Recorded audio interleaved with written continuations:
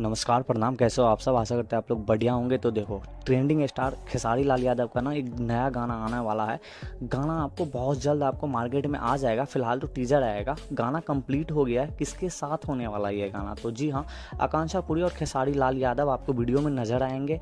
और गाना का नाम है कमर। जी हाँ, गाना का नाम है कमर। ऑडियो गाना रिलीज कर दिया जाएगा बहुत जल्द, कंप्लीट हो गया है, बट वीडियो पे अभी काम चल रहा है। तो अभी सूत्रों से पता चला है कि अनुपमा फिल्म से ये गाना आने वाला है। इस गाने को जो लिखे हैं ना, अखिलेश कश्यप ने लिखे हैं और म्यूजिक दिया है आर्या शर्मा ने। आपको टीजर जो है ना बहुत जल्द रिलीज होने वाला, बिकॉज अभी वीडियो शूट नहीं हुआ है, ऑडियो शूट हो गया है। सूत्रों से जो पता चला है, ये ना आपको रंगदारी गाना होने वाला और खेसारी लाल यादव को रंगदारी लुक में आपको बहुत जल्द आप देखने वाले हो। और साथ में आपको आकांक्षा पूरी आपको वीडियो में देखने को मिलेगा।